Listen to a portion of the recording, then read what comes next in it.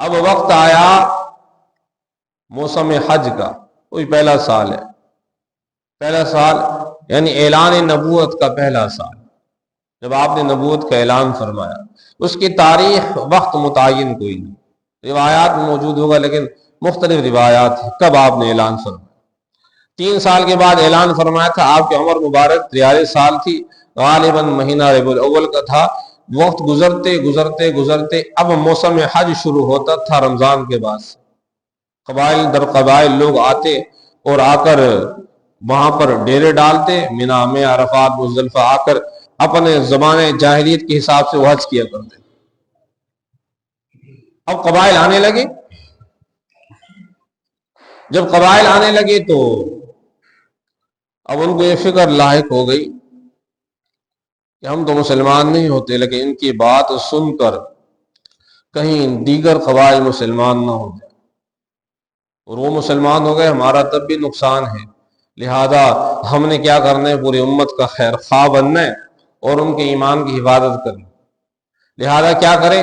مشورہ کے لیے جمع ہو گئے۔ جمع ہوئے تو ان میں سب سے جو سینئر تھا ولید بن مغیرہ، ولید بن مغیرہ کا نام پہلے بھی آیا، حضرت خالد بن ولید کی جو والد تھے،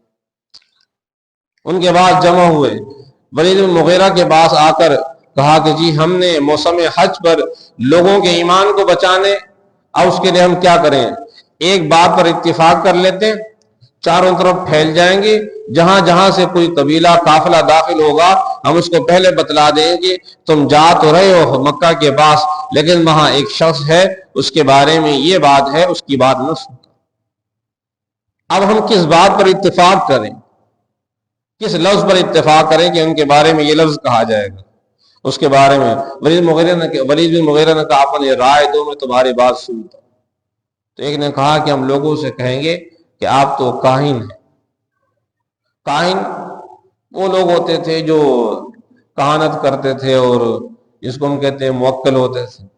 اور وہ غیب کی باتیں بتلایا کرتے تھے، نجومی، ہاں نجومی۔ ہم کہیں گے کہ آپ نجومی ہیں اور اپنے علم نجوم کے ذریعے سے لوگوں کے اندر طرح طرح کی تفرقہ ڈالتے۔ اور تو ولید بن مغیرہ نے کہا کہ جی کاہن نہیں آپ، یہ بات واضح، آپ کاہن نہیں، اس لیے کہ جو کاہن ہوتے ہیں ان کی جو نوٹنکی ہے، جو وہ سر ہلاتے ہیں اور جو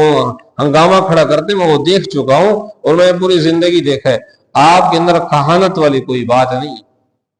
لہذا یہ بات، یہ جملہ جچتا نہیں ہے، کوئی اور بات کہو۔ تو کہا کہ جی ہم ایسا کہیں گے کہ آپ مجنون ہیں۔ تو ولید بن مغیرہ نے کہا کہ آپ پر جنون کسی کو یہاں سمجھ میں نہیں آتا کہ آپ پر جنون کوئی، کیونکہ آپ سے زیادہ سلیم الفطرت کوئی۔ ولید بن مغیرہ باوجود کفر کے اور کفار مکہ کا سردار ہونے کی بات کہہ رہے کہ نہیں، جنون کی بات بھی آپ میں نہیں، آپ کا کلام تو شیرین ہے اور آپ کے پاس ذہانت فطانت بہت ہے، یہ بات بھی کسی کو سمجھ میں نہیں آئی۔ تو کسی نے کہا کہ ہم آپ کے بارے میں کہہ دیں کہ جی آپ ساحر ہیں، جادوگر ہیں۔ تو انہوں نے کہا کہ جی آپ پر جادوگری والی بات بھی کوئی نہیں، کیونکہ آپ کے پاس آپ کو کوئی جادو آتا کوئی نہیں اور جادو کرتے کوئی نہیں۔ پھر خود ہی کہنے لگا کہ یہ جادو والی جو بات ہے نا، باقی 2 باتوں کے مقابلے میں زیادہ بہتر، یہ ہوتا ہے حق جانتے ہوئے حق سے اعراض کرنا۔ باتوں کو خود انکار کیا، لیکن چونکہ سارے بیٹھے ہیں نا، اب اگر وہ انکار کرنے کے بعد کہہ دے گا کہ جی مجھے تو ان میں بات نظر نہیں آتی، آپ تو حق اور سچے نبی ہیں لہذا ان کے بارے میں ایسی باتیں نہ کرو، تو ظاہر ہے پھر سرداری پر آر بنتی، لوگ تانا دینے لگتے، ولید مغیرہ خود پاگل ہے، اس دیوان ہے، اس کو پتہ کوئی نہیں، اور اس طرح کی باتیں کرتے۔ لہذا بڑے تحمل سے سوچ بچار کیا، خاموش رہا۔ کچھ دیر کے بعد کہنے لگا کہ ساحر ہونے والی جو بات ہے وہ زیادہ درست ہے، اور لوگوں سے یہ کہیں گے کہ آپ کے کلام کے اندر ایسا جادو ہے، ایسا جادو ہے کہ جب وہ کلام سناتے ہیں تو بھائی بھائی سے جدا ہو جاتا ہے، باپ بیٹے سے جدا، بیٹا باپ سے جدا، لوگ آپس میں لڑ پڑتے ہیں، لہذا یہ بات زیادہ درست ہے، اور آپ جا کر جو ہے نا اسی بات کو لوگوں تک پہنچاؤ، یہ بات کہنے لگے۔ اب اللہ کی شان، ان کا یہ حربہ انہی کے خلاف استعمال ہوگی۔ انہوں نے تو کوشش کی تھی کہ جی ہم کیا کریں، ہم لوگوں کو آپ کی بات ماننے سے روکیں، لیکن ہوا یہ کہ ان کے پہلے لوگوں کو شاید پتہ نہ ہوتا کہ مکہ کے اندر کوئی ایسا شخص بھی موجود ہے کہ نہیں، آپ جا کر دعوت دیتے تو اور بات تھی، لیکن لوگوں کو ویسے معلوم نہ ہوتا۔ اب ہوا یہ کہ جو بھی قبیلہ داخل ہو رہے، داخل ہونے سے پہلے یہ خبر سن رہا ہے کہ جی خیال کرنا مکہ کے اندر ایک شخص ہے، ساحر ہے، جس کے کلام میں جادو ہے، جو کلام کرنے کے بعد جب وہ کلام کرتے ہیں اس سے جادو ہو جاتا ہے، پھر لوگ دین سے پھر جاتے ہیں، پھر بھائی بھائی سے لڑ جاتا ہے، باپ بیٹے سے لڑ جاتا ہے، رشتہ داروں سے لڑ جاتا ہے، اور اس طریقے سے فساد ہوتا ہے۔ ایک انہوں نے رائے یہ بھی تھی کہ آپ شاعر ہیں، ہم لوگوں سے شاعر ہیں، اپنے شعر و شاعری سناتے لوگوں کو۔ تو ولید بن مغیرہ نے کہا کہ آپ جو کلام سناتے وہ شعر تھوڑی، شعراء کا کلام، میں خود شاعر ہوں، مجھے پتہ ہے شعراء کا کلام کیا ہوتا ہے، آپ کے کلام میں شعر والی بات بھی نہیں، آپ کا جو کلام ہے نہ نظم ہے نہ نثر ہے، وہ عالیشان کلام ہے، لہذا بس یہ سحر والی بات کرو لوگوں سے۔ اب ہوا یہ کہ وہاں سے بھی لوگ آئے، ان کو بھی پتہ چلا ایک ساحر ہے، انہوں نے کہا کہ ہم کوئی دیوانے، ہمیں پتہ نہیں چلتا، کون ہے جادوگر، دیکھ لیتے ہیں۔ ادھر سے آیا، انہوں نے کہا کہ اچھا ایسی بات ہے، ہم بھی دیکھتے ہیں اس کے کلام میں کتنا جادو ہے، مجھے میرے بھائی سے لڑنا ہے۔ اور ادھر سے آئے، چاروں طرف سے لوگ آئے، ان کا یہ عمل اللہ کے نبی کریم صلی اللہ علیہ وسلم کے لیے دعوت کا کام کرے۔ بعض دفعہ ایسا نہیں، چال کوئی چلی جاتی ہے، وہ الٹی چال، وہ لوگوں پر چاہ کنرا چادر پیشیے، اس کا فارسی کا محاورہ ہے، گڑھا کھودنے والے کے آگے وہ خود ہی اسی میں گر جاتے ہیں۔ وہ گڑھا کھود رہے تھے اس بات کے لیے کہ اسلام کا نام بدنام ہو جائے، لیکن ہوا یہ کہ الٹا انہیں پر وبال بن گیا۔ اور بہرحال معاملہ یہ ہو، اب لوگ آ رہے طرح طرح، کئی لوگوں نے کلام سنا، اور کلام سننے کے بعد ان میں سے کئی لوگ مسلمان بھی ہوئے، اور یوں آپ صلی اللہ علیہ وسلم کی دعوت جاری و ساری چل رہی۔ اب اس کے بعد چلے، تھوڑا سا مزید وقت گزرا، مزید وقت گزرنے کے بعد ایک وقت آیا کہ اب آپ نے سارے قبائل جمع ہوئے، سارے سردار جمع ہوئے، اور سردار جمع ہونے کے بعد انہوں نے اپنے سردار عتبہ بن ربیعہ اس کو بلایا۔ وہ ایک تو مسکہ لگانے میں ماہر تھا، دوسرا شیریں کلام تھا، شعر و شاعری میں بڑی طاقتور تھا، پھر وہ ایک بندہ ہوتا ہے نا جو بولنے میں اتنا تیز ہوتا ہے کہ اگلے بندے کو دبا لیتا ہے۔ بعض لوگ ایسے ہوتے، غلط ہونے کے باوجود ان میں کلام بات کرنے کی اتنی مہارت ہوتی ہے کہ اگلے بندے کو پسپا کر دیتے، خاموش کر دیتے۔ تو یہ حق کی دلیل کوئی نہیں ہوتی، وہ انسان کیا کرے، بحث و مباحثے کے طور پہ اس کو چپ کرا دیا، اور چپ کرا جو دیا، یہ جو چپ کرا دینا ہے یہ تو انسان کی کلام میں مہارت ہے، لازمی تھوڑی کہ چپ کرا دینے والا وہ حق بر ہو، وہ باطل برس بھی ہوتا ہے۔ عتبہ کو بلایا، کہا کہ جی آپ جا کر بات کریں، کلام کریں، اور انہیں طرح طرح کی باتیں۔ تو عتبہ آیا اور آ کر کہنے لگا کہ اے میرے بھائی کے بیٹے، میرے بھتیجے، کہ آپ ہمارے قریش خاندان سے ہو، عالی نسب ہو، عالی خاندان ہو، آپ نے کچھ باتیں کر کے ہمارے درمیان میں تفریق ڈال دی، لہذا تفرقے کی باتیں نہ کریں، آپس میں اتفاق کر لیں، محبت سے کام کرتے ہیں، آپ لوگوں کو بس یہ اس بات کو کہنے سے روک دیں، یہ بات کہنا منع کر دیں، نہ کریں کہ جی معبودان باطلہ جو ہے، یہ جو بت ہیں ان کی عبادت نہ کرو، یہ باتیں نہ کرو، آپ بس اپنے حق کی دعوت جو آپ سمجھتے ہیں وہ دیتے رہیں۔ اور اگر ان سارے معاملے سے آپ کا سروکار یہ ہے کہ آپ کو مال مل جائے، آپ اس لیے دعوت دے رہے کہ آپ کو مال حاصل ہو جائے، تو میں آپ سے وعدہ کرتا ہوں جتنا بھی عرب کا مال ہے سب اکٹھا کریں گے، اکٹھا کرنے کے بعد آپ کی گود میں لا کر ڈال دیں، آپ کو دے دیں۔ اور اگر یہ بھی نہیں، آپ یہ چاہتے ہیں